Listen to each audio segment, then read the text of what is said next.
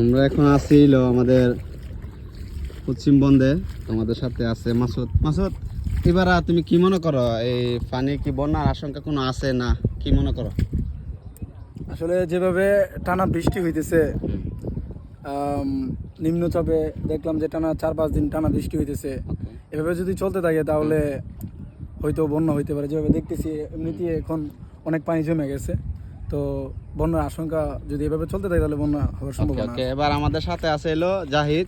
জাহিদের অনুভূতিটা কেমন? জাহিদ, তুমি কি মনে করো এবার বৃষ্টিটা হইতেছে যে বন্যার কি আশঙ্কা কি মনে করো কেমন? আমি মনে করি বন্যা না আসুক, কারণ আসলে আজকে 3-4 দিন ধরে বৃষ্টির কারণে আমার বন্ধু মাসুদ দতকলা তাহে সে এমনিতেই মনে করো রাজধানী এলাকা বুদল বরাডির দিকে যাইতে পারে না।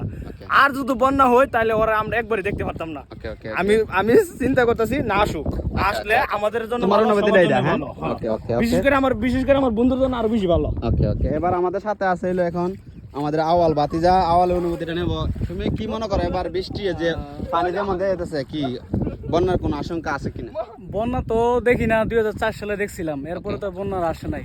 পানি জমছে, বন্যা আসলে ভালো, এলাকার যে কাঁচরা কোচরা সবই পরিষ্কার হয়ে যায়। কিন্তু পানি আমাদের জমিনের জন্য ভালো, জমিনের জন্য ভালো, ফসল ভালো হয়, সবই ভালো হয়, গাছগুলা সরে যায়। আর পানি তো যাইতে পারে না, এটি আমরা লাগে একটা ছোট বন্যা, আমরা এলাকার লেগে এটি ছোট বন্যা। ওকে আমাদের মাঝে এখন আছে অন্তর ছোট ভাই। তোমার অনুভূতিটা কি যে বৃষ্টি যে হইতেছে, বন্যা আশঙ্কা কেমন কি মনে করো? ভাই আমার অনুভূতি নাই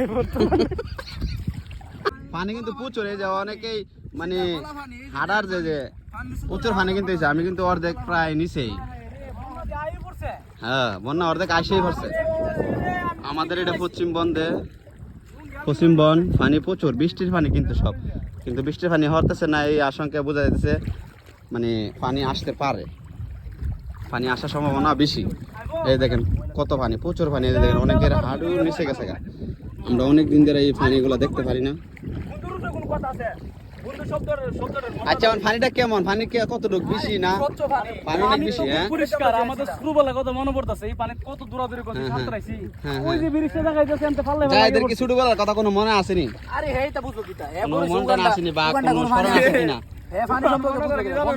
হ্যাঁ শামিম ভাই আছে না 2007 সালে না 8 সালে যে শামিম ভাই আছে না, শামিম ভাই তখন মনে করো পুকুর টুকুরের ইয়াতে করতো, তখন আমি কালু ফারুক এরপর আতাবু রানা আমরা সাইকেল আমরা আছে না 8-10 জন আছে না, মনে করো তোর এক জাল নিয়ে বসে আইন না হ্যাঁ এন্ড থেকে হেউ মারি দিছিলাম। আচ্ছা কলকাতা এই যে কলকাতা কিন্তু মাছ পাইছি না, কিন্তু জাল টাইন না আছে না। আমার নুরুল বাইক না কই গেল, বাইক না নিলে কত মাছ মারছি।